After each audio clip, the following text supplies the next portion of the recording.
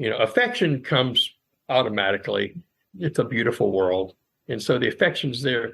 But in order to work well, you've got to have knowledge, whether it's from from the family that you inherited land from. That would be nice if we all had that kind of ecological wisdom to pull from, but we don't. So we're going to have to go out there. We're going to have to make calls to ATTRA. We're going to have to get the books and talk to people. So work is not just physical work. You can flail and flail about and not accomplish anything. It's got to be intelligent. In this episode of Voices from the Field, NCAT Sustainable Agriculture Specialists Nina Prater and Lee Rinehart are joined by recently retired NCAT Ag Specialist Guy Ames to celebrate his life and work. Guy is deeply knowledgeable about his area of expertise, fruit trees, and is also a font of wisdom about how to live the good life. This conversation includes how Guy found his way to farming in the Ozarks and the many failures that guided him towards success. And, like most conversations with Guy, the episode contains many wonderful, circuitous meanderings. He also shares about what it was like in the early days of ATTRA in the distant pre-internet past. We'll all miss Guy here at NCAT, and we're so grateful he joined us in this episode to make sure the cultural cycle, as Wendell Berry puts it, keeps on turning. Let's listen. Before I started working for NCAT, I attended a talk in Fayetteville, Arkansas about growing fruit in the Ozarks. The speaker, Guy Ames, was a gray-haired man with the energy of the red-haired man he used to be. He exuded a contagious enthusiasm. He charmed the audience and offered us information that was rooted in experience and his deep understanding of horticulture and agroecology. When I became Guy's coworker, I felt just the luckiest. And having known Guy now for almost a decade, I can say wholeheartedly that he is a man of great wisdom, knowledge, humor, and heart. I love to talk to Guy about agrarianism, farming foibles, books, music, politics, family, so many things. And sadly, though, Guy retired from NCAT at the beginning of the year, and I don't get to see him in the office every week anymore. But Lee Rinehart and I wanted to convene on the podcast for a conversation with Guy. I won't say one last time because I'm hoping we can rope him in to be a guest even in his retired state. But we wanted to take the opportunity to have a reflective conversation with Guy before he forgets all about us and spends all his time blissed out among the trees. And that's probably what he's going to do too. Mm-hmm. Yep. No, I reflect on my times with Guy. Here we are, like talking about you, Guy, right? In the third person. You're here with us. I'm so happy. Guy, you've been like, our premier fruit specialist for decades. And I just have reflections on the many times that I've worked with you in that capacity.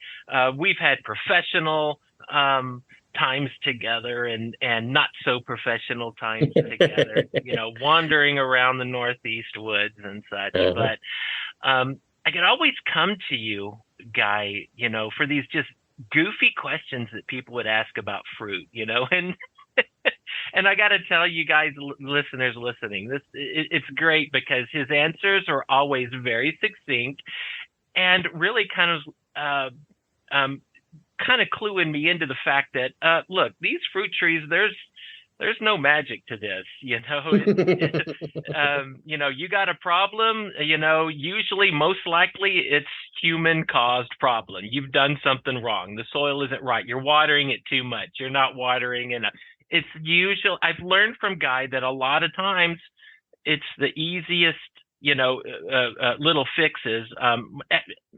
Maybe you can't be fixed. Sometimes we will cause damage to our fruit trees and orchards and stuff.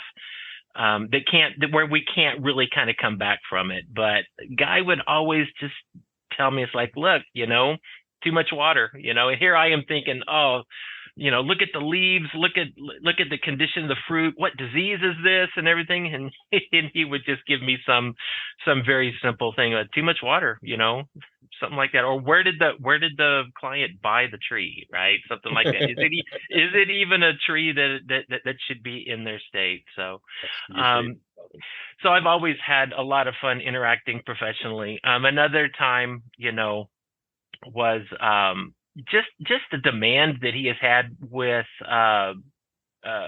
educational events that we've done, reflecting on, Guy, you worked with us with Arm to Farm in Massachusetts, and after the talk, it's like the participants just wanted time with you. Everybody could see it, just the years of knowledge, and it's the delivery.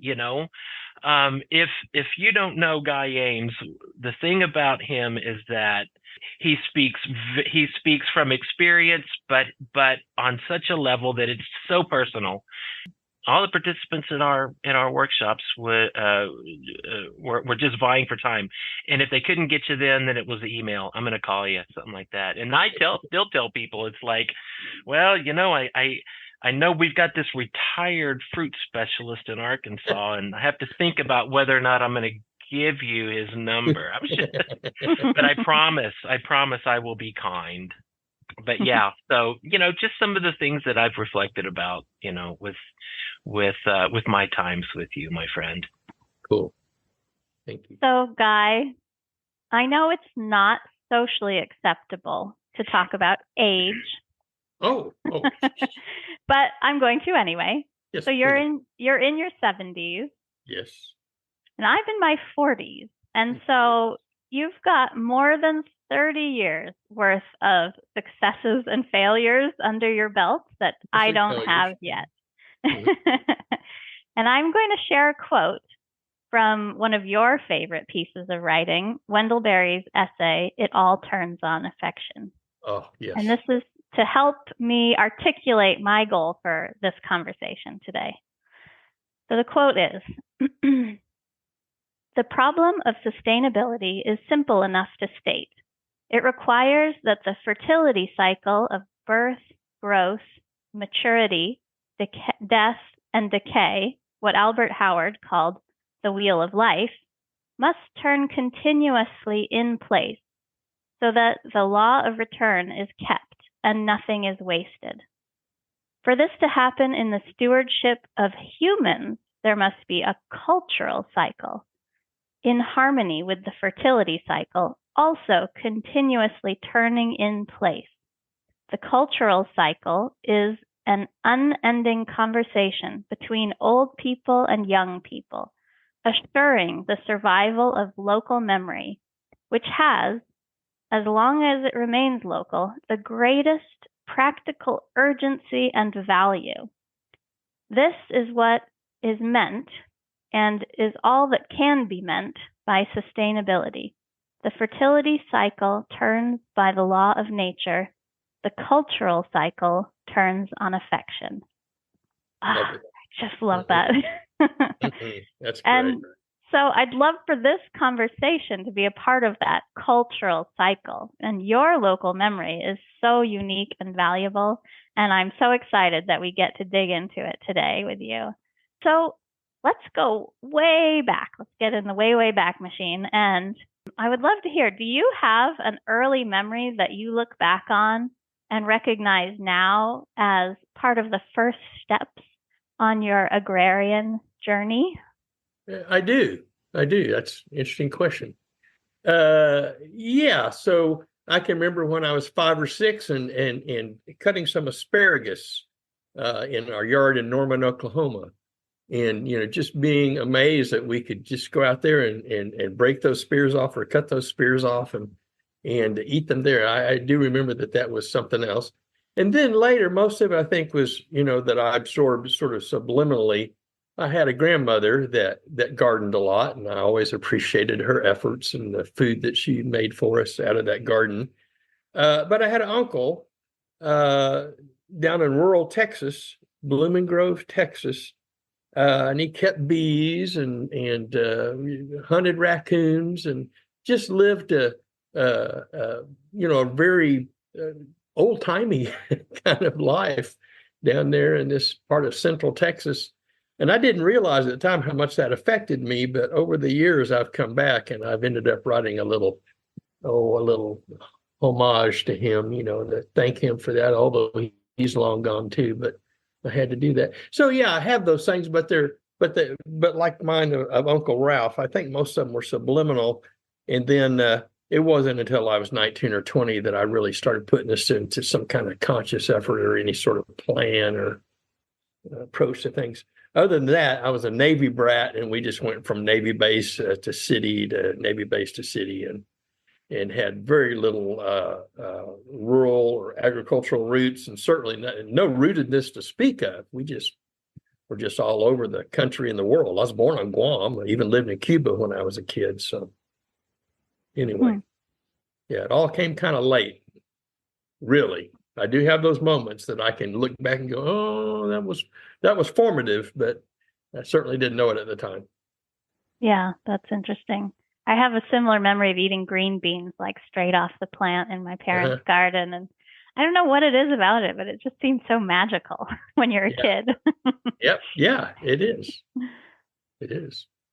Yeah, when my kids were young, there were things in the garden that just never made it into the house, Oh, yeah. Berries didn't make it into the house. No, strawberries. No, and sugar peas did not make it into the house. So certain things just didn't. Yeah. That was nothing better to look out there and see them grazing.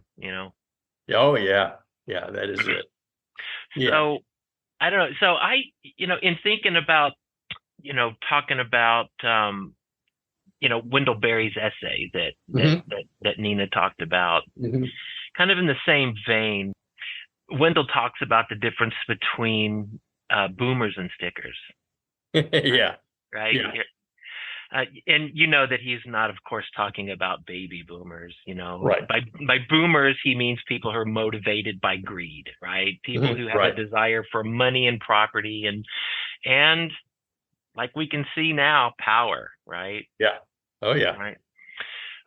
So those are the boomers, and by stickers he means people who are motivated by much the opposite, right? Motivated by affection, as described by Nina's quote, as described by such a love for a place and a life that they want to preserve it, they want to remain in it, right? So they're a sticker, right? So I think it's pretty clear that you're probably what could be called a sticker.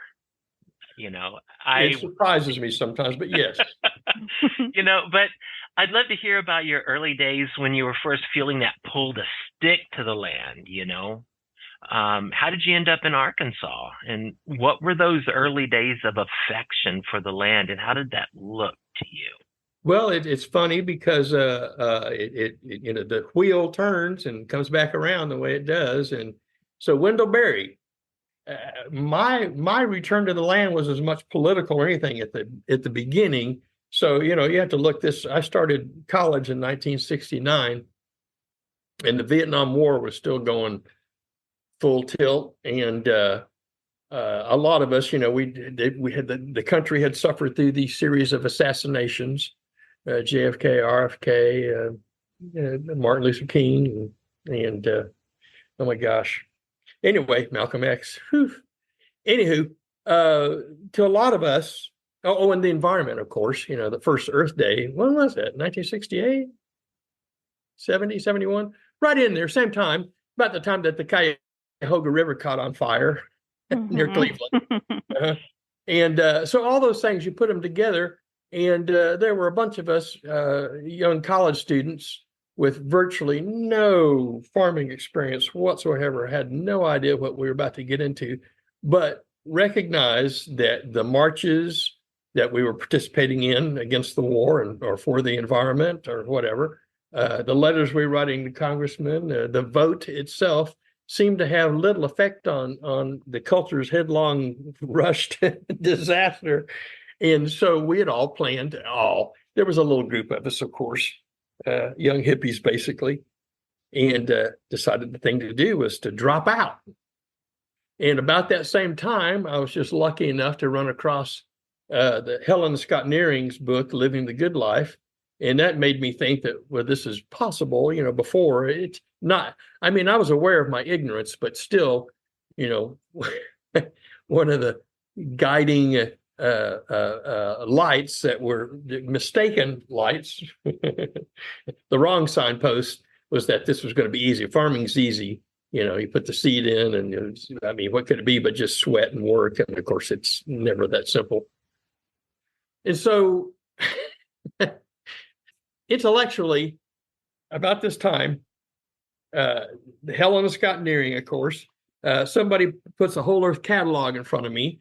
The same year, 1971, the Mother Earth News, the very first issue of Mother Earth News came out. The first Wendell Berry essay I read was in the Whole Earth catalog. It was Think Little. That was the very first one. And I was like, holy moly, what a revolution in my mind.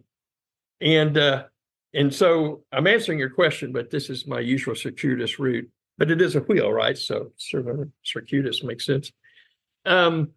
We decided because of, in the Whole Earth catalog, a friend of Wendell Berry's named Gurney Norman wrote a book. It's in that last Whole Earth catalog. And on the bottom, on the right-hand page, and on the bottom right-hand corner of each of those pages, there's an installment of this novel called Divine Right Strip that Gurney Norman wrote. And it's Lee, if you have either of you read this book? No. I have not. Mm-mm. It is fantastic. And he's a close personal friend of Wendell's, so I highly recommend it. But it probably reveals a little more about Wendell than a lot of people realize, because remember, he went to Stanford, and that's out there in hippie land. And he was in school with Ken Kesey, or at least around Ken Kesey and Gurney Norman and some of these other folks. Anyway, it turns out Divine Right's Trip is sort of the archetypal back to the land story. And being Gurney Norman and a friend of Wendell's, the part where they're actually getting back to the land, these hippies in the story, in the novel, are going to Kentucky. So my girlfriend and myself and her father, who was a pretty cool guy, we decided we're going to go to Kentucky. Well, on the Ozarks were right on the way. And we were so starry-eyed that when we saw the Ozarks, we thought, close enough. And so that's kind of how we were going to Kentucky, and we were going to compost rabbit manure like the main character in Divine Right's Trip. He started Magic Rabbit Incorporated. Oh gosh. Yeah, and so it was really just kind of all a detour, a mistake. I don't know. It's hard to know. But we were literally headed to Kentucky to kind of check out the land situation and see what we could see. Mm-hmm. And then we got waylaid here in the Ozarks, and that's kind of how that part happened. So anyway, there's that little part. You need another leading question, because I can go on, as you know. well, that's it. And I've had the pleasure of being in a car with you for hours, driving around Boston. And the cool thing is that as you start a conversation, and Guy, I think that the conversation probably took so many turns, throughout that whole trip. So if you ever have a chance to lock yourself in a car with Guy and just drive around the countryside of the city, it is a trip. You will learn much, and you will learn that you know a lot more than you think you did about a topic. It was cool. So how did you get from stumbling into the Ozarks with your girlfriend, and then I know eventually you were on a commune in the Ozarks? Yeah. How did that happen? Okay. Well, okay. So the same young woman then that I was with, and then some other friends from college, that was, people were doing that then. It wasn't, I mean, none of us knew what we were doing, but We were dropping out and thinking we were farming. One of the big problems I had with Ozarks, and this is just so a part of what Wendell Berry was talking about, the kind of wisdom that you gain from living in a community or a one piece of land or some even a region over some generations would automatically know. We didn't know anything. And one of the first mistakes I made in that regard was looking at the Ozarks and thinking it because it was so green. I'd come from Texas, remember? So looking around here at the Ozarks, everything was green and lush. And to my untutored mind, I thought that meant everything was rich. We had rich, wonderful, productive soil. And of course, it's nothing of the sort. Trees will grow right on top of rocks if you can give enough water. So that's what it was. Ozarks had at that time, and pretty much still has enough rainfall. But so basically that that predetermined our efforts at farming. We just started with some of the poorest soil on the planet. These are, as Nina knows, a soil scientist, and you do too, Lee, for that matter. These are ultisols. These soils here in the Ozarks. The ulti comes from ultimate, meaning the end. Geologically speaking, these are the end. These things have been weathered to the bitter end. There's hardly any native fertility in these soils. There's some of them that have better texture than others. Basically, it's just this eroded rocky plateau. So, that fact pretty much determined everything. And it led to me to trees. Because I did finally, get a clue. Oh, trees. Huh? I was going to ask how you got so drawn to trees, and it's so interesting that it started with like the reality of the soils here. Yeah, that really was a big thing. But then, of course, there's the poetic draw. By the way, listener, all of us, Lee's a writer. Nina and I both have our undergraduate degrees in English literature and such. So, I'm steeped in Robert Frost for one. I'm just thinking of apples and poetry. There's the guy, or one of the guys. I like to point out in some of my talks, and this is a problem, that we are so pulled by apples that they have such a strong lure in our culture that it leads people to make mistakes in this regard. So the thing I like to repeat is that when King Arthur, who I consider sort of what would you call him? Not a patron saint. Anyway, very English. He's maybe the avatar, an English avatar or something. When he died, he didn't go to heaven. He went to Avalon. He went to Apple Land. Avalon in Old English is Apple Land. Apples are part and parcel of our culture. So, you think of trees almost automatically, and I used to do this little test too in my group. So I'd be talking to, if I say orchard or farming trees, what do you think of? And almost everyone in the audience will say apples. Well, yeah, maybe in England, maybe in Carpathia or Kazakhstan or something, but if there's anything, and you kind of hit it already, Lee, but if there's anything I've learned over the years, in answers to problems, it's almost always the wrong plant in the wrong place. Yeah. And, the South in general is not kind to apples, but it's especially bad here.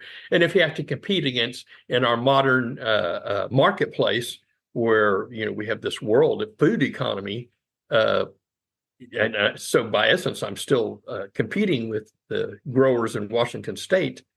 All but impossible. And of course, I'm gonna layer the difficulties on myself by trying to do it organically. Yeah. So anyway, really, I'm not going to deny that I'm pretty knowledgeable about apples and fruit trees, but my crucible of learning was death and disaster.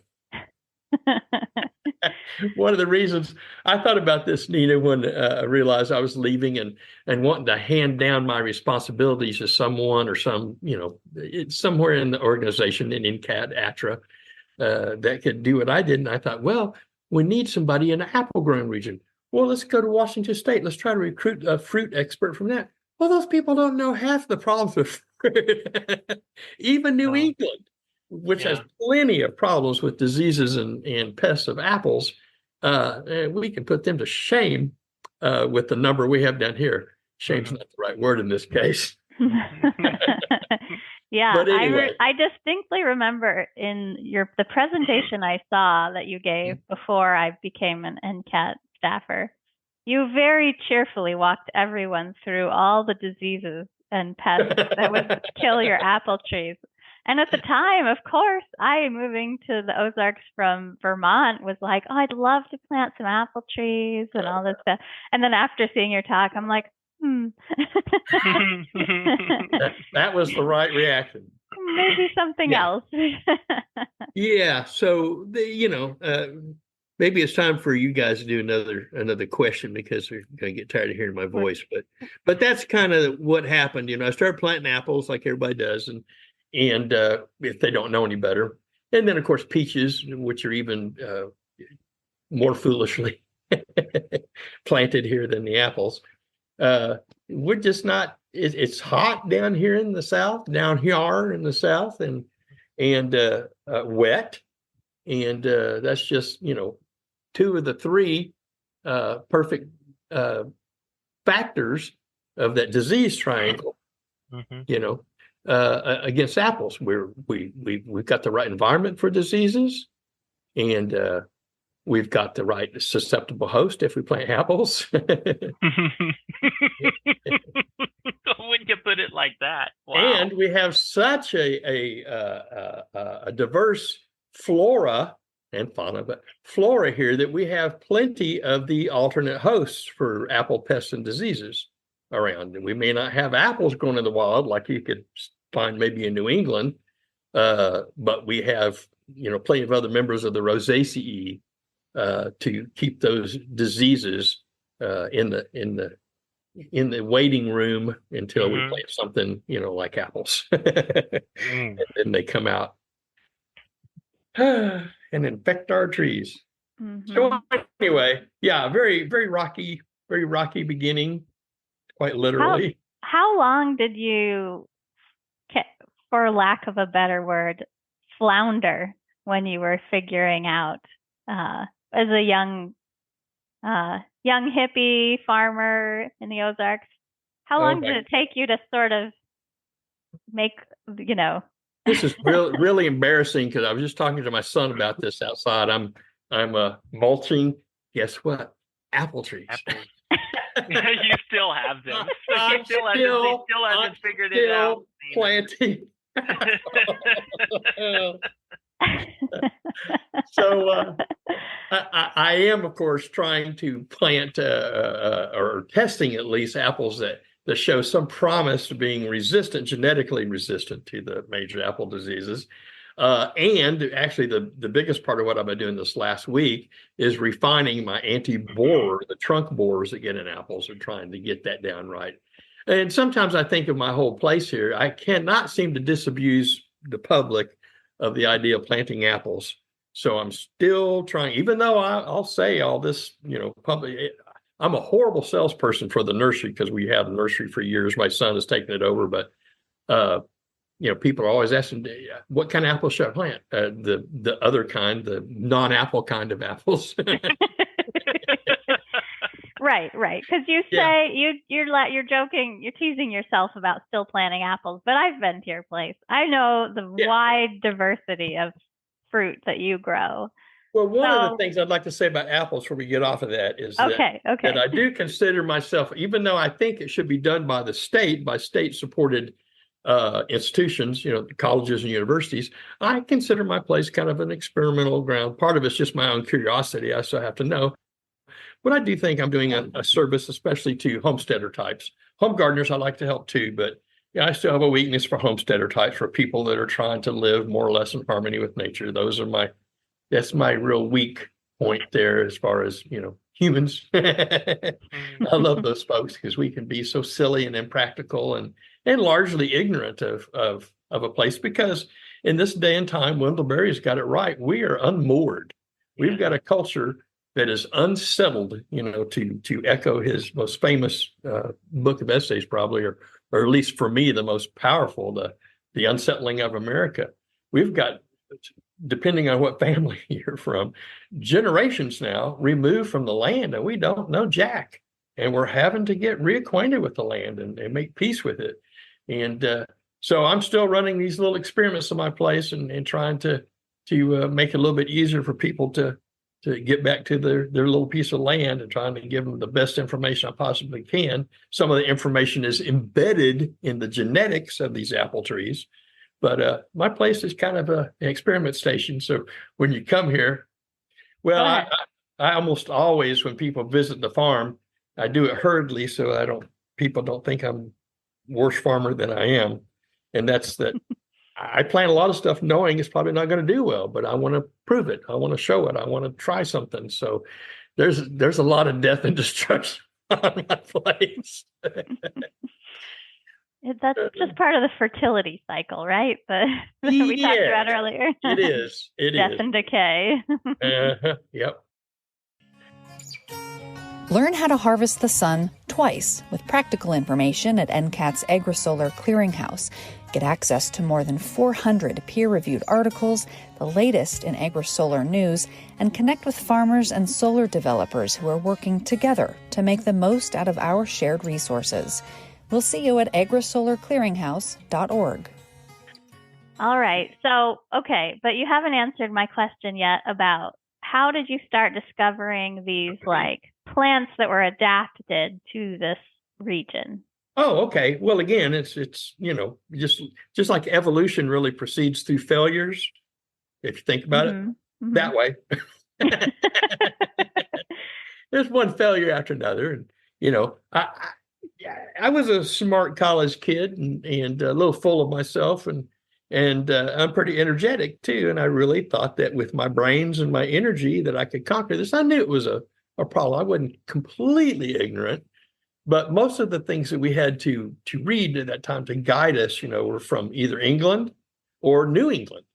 That was, and by default, that was what was available. And then, slowly more stuff from California, but that still didn't help us here in the South. So your question was, failure.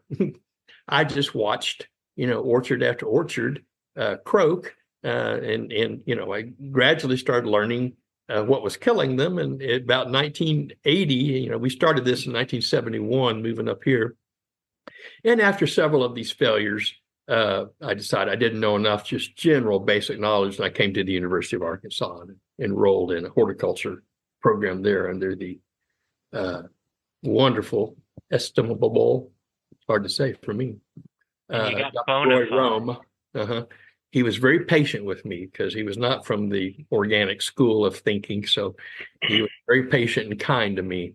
But so it started off with disease-resistant apples, which there were more than a lot of people even knew about then. They were starting some programs at Purdue and Rutgers and da-da-da-da-da. But about that same time, I found out about the North American fruit explorers and realized that there were all these native plants out there, and they're probably going to be better adapted, whether it was persimmons or muscadines, those kinds of things, native to the South and hopefully a little bit easier to grow. So it was all very slow and I was going to say peppered, but slathered would be the better term with defeats, destruction, and failures. So that's really it. I don't think I can whitewash it any. Well, you make it look so easy now. Now that you have your pawpaws and your muscadines and I've got those out there. So I'm just doing the trees, and while I was working the other job, I didn't have quite as much time. I'm really enjoying being retired right now. And I'm doing the borer thing. I've learned a lot about these borers, these trunk borers and root borers. And this one orchard that I established maybe started 10 or 12 years ago, I've lost a third of those trees again, and still, I just have to laugh at my lunacy and keep planting apples. But I know why they died, and I know what I did wrong, and I corrected it. And I'll probably have the remaining 2/3 of those will probably make it for a while until the next challenge comes along. Was that an answer to a question? Oh, heavens. Yeah. Somewhere back there, huh? Well, this is all making me think here about how hard it is to be a sticker, really. Yeah. Let me tell you a story about that there, about that there. When I was young and first came to the Ozarks, I'd be hiking around and I'd find these old homesteads. And I remember my thinking at that time was, wow, look at this old homestead. There might be, root cellar or the remnants of root cellar, the footings to an old house, the foundation to an old house. Daffodils would still be coming up from their home garden, and maybe some old pear trees. That was a clue. Pear trees survived, by the way, but rarely apples. But anyway, my response to seeing those homesteads when I was hiking around in those days was like, wow, those homesteaders figured out a way to make it here in the Ozarks, so I can too. 20, 30 years later, I'm wandering around the same areas. I run across these abandoned homesteads and going, oh, crap, those guys figured out how to fail, and I can too. So, because they're not there anymore. They're not there anymore. Most of us poetic types here know the story of Ozymandias. Was that Keats? I don't even know. I think it's Keats. Doesn't matter. Oh, doesn't matter. But it's the same thing, You think Keats or Shelley? Keats or Shelley? I can't remember. I think Shelley. Yeah. Anywho, same sort of thing. You think you're on top of it, and you're not. You're not. You've got to remain humble. You've got to remain. And so you pointed out how hard it is, to have that perseverance and to press through, and maybe there's this graduation, between boomers and stickers, and we all fall within this this gray area between. But if you have a love for the land, if you have an affection for the land, it means that you take time and effort to heal scars, and you're caring for the land continuously, and you have some successes, and you have lots of failures in that disaster, that we talked about.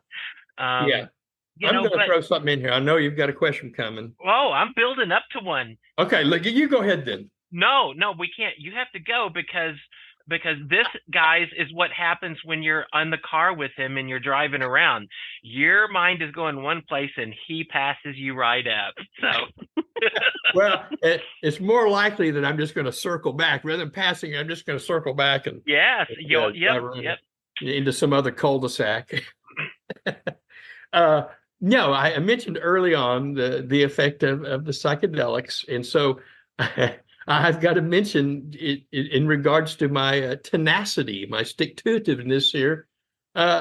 We actually came to make some major decisions that were political, as I already mentioned, the war and the apparent downfall of the country. We really thought, those hippies in the late 60s, early 70s really thought that was the end times. Preparing for it. But it wasn't until I came up here and sweated for a season or two and then had an amazing psychedelic trip on the land that I had the heart connection. My connection to farming was, I love the plants and stuff, but I didn't really, if you talk about head and heart, the head stuff was, Whole Earth Catalog and Wendell Berry and Helena Scott Nearing and everything. The deep heart connection came from some of those psychedelic experiences with my fellow young hippies. And I've got to be honest, and I guess I can now because you kind of had to talk carefully in whispers about this for the longest time.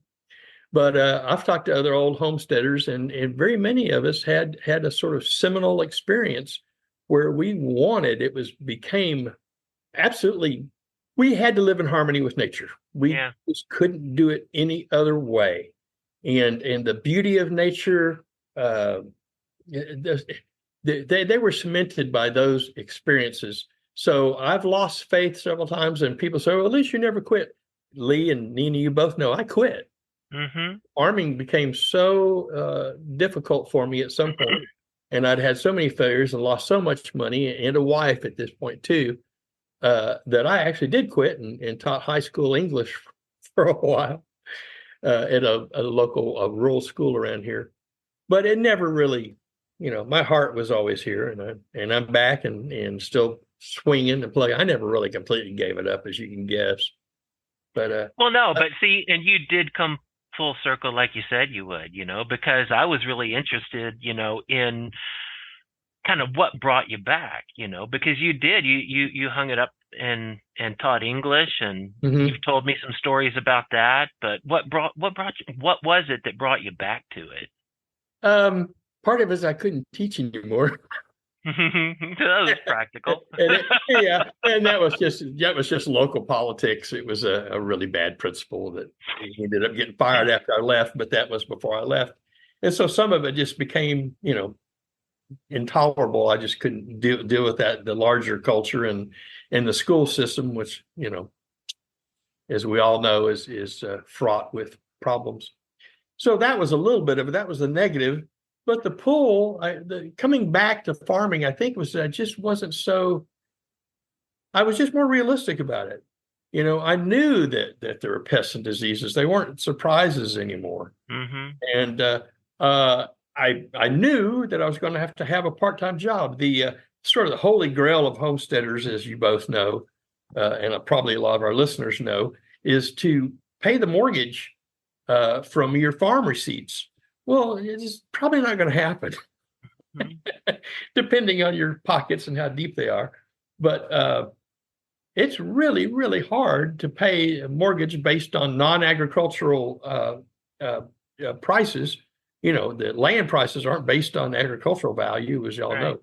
So I don't know. Just coming back was just like, I'm gonna keep doing this because I love it. I'm going to keep trying to help homesteaders. That was a main part of getting back into the nursery. I want people to know. And ATTRA was, this project of NCATs was the perfect way for me to help people, to let them know that this is possible. But so a whole lot of it, coming back, starting to farm again, quitting high school teaching. I've still had to I'm still paying. I'm almost through paying on my farm. You guys. But now I'm doing it with Social Security.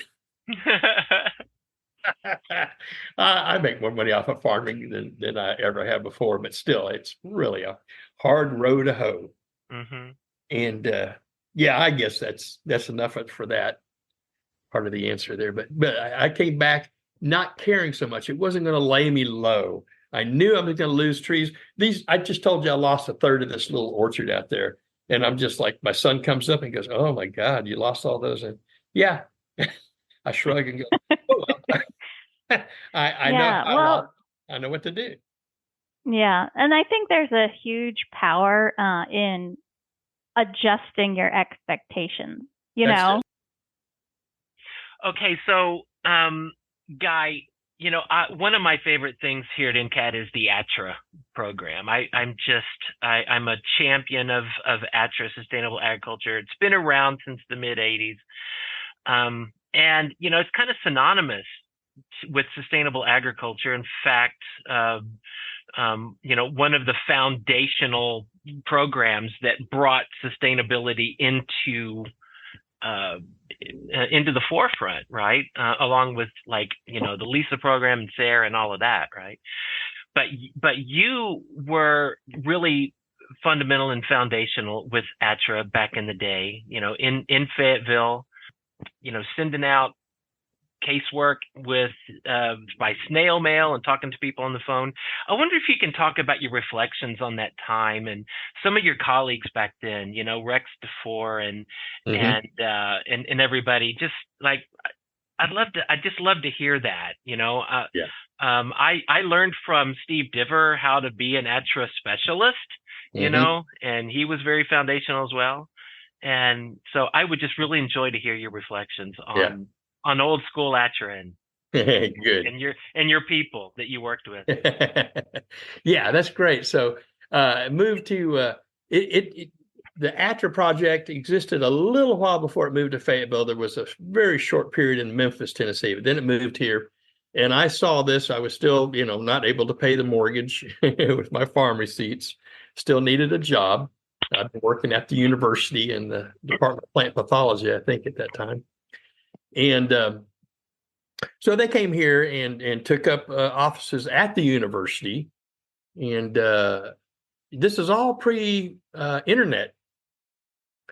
And I think I'm not too far off in claiming this. I think the only university program, the only real institution that taught organic farming or sustainable farming was UC Santa Cruz.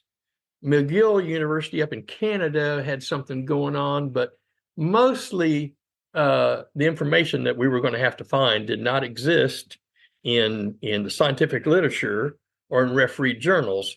And for those of you who aren't familiar with this area, we usually call it the gray literature. We became, just in case you don't know, we started off, we were the ATTRA. God, did we dare say the acronym? Say it. Appropriate Technology Transfer for Rural Areas. But basically, we were the information we wanted to be like, and I think I can say it now, but we couldn't even say, we were told not to say this. We were the Alternative Extension Service. Right. We wanted to help the homesteaders and hippies and people that were even bolder, wanted to do commercial scale organic farming. But the information is not available in the scientific literature unless you go to Europe, maybe. You really had to hunt and peck, and you had to extrapolate and things. But it was in retrospect, it was all pretty funny.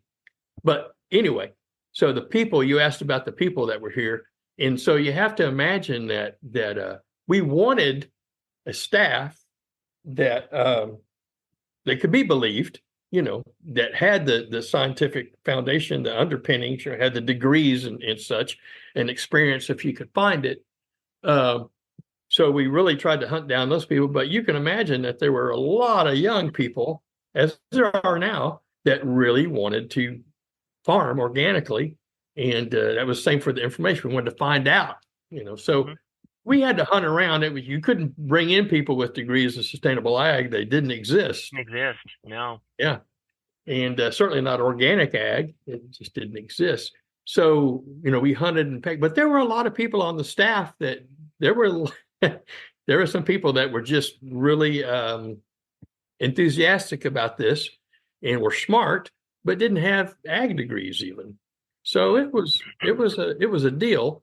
And when somebody would call in, we had an 800 line, which ATTRA still has, but it's not used much. We had an 800 line, and we ended up having to do, at times we had as many as 3 phones, but we always had 2 phones going, and it would just ring off the wall, and somebody would call in and ask about how to grow organic tomatoes. Now, how did they call in?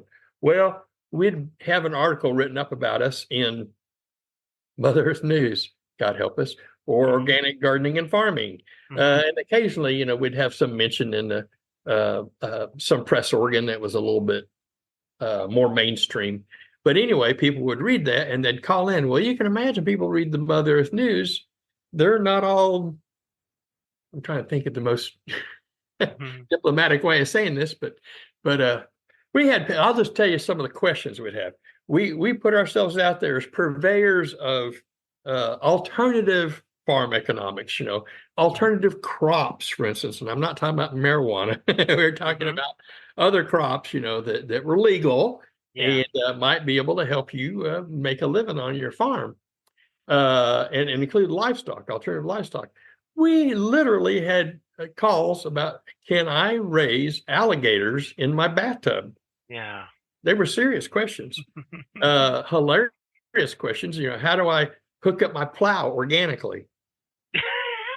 An organic plow. Oh my gosh! And some of the times these were people. A lot of the people that wanted to farm organically, that dream was set in their head because they didn't have a experience growing organically or otherwise. Had no idea the pest and disease problems they were going to encounter. So it was really hard. It was really hard. We have the website. Most people that go to the website, they can get their answers there. We've got, how many publications do we have now? Oh, 400. 100. Yeah. A bunch. They're wonderful. But those all came, the videos. The publications, the publications that we have now available still have the little moniker on their IP. Yeah. And the reason the IP is for information package. We didn't have the time to take, I used to compare it to dog paddling or the Australian crawl. We were all dog paddling. We were all just desperate to keep our heads above water because there was so much interest in the early ATTRA project. People were calling from all over the country on this 800 line, wanting information on growing alligators in their bathtub. That was an exception, but we did get those questions, and we felt obliged to try to answer it. The answer was no, by the way. Yeah. Just in case anybody's but we would put together these packets of information because there was no one bit of information about organic tomato production, especially at a commercial level. There was nothing out there. So we would put together all kinds of stuff, and we'd have to extrapolate and infer. And we used a lot of gray literature, things that would show up in non-refereed journals, maybe Organic Gardening, maybe Mother Earth News, if that's all we could find. And we started kind of a little bit early on this. I'm not saying we were the absolute first, but we did farmer to farmer. Or we would call farmers, hey, I think, Billy Bob over here, I'm pretty sure I heard somebody say that he was trying to do it. He's got a plot of organic wheat. Let's talk to him. Same with the fruit. I know a little bit better that a lot of the information that we were able to amass just came from talking to farmers that were just doing it.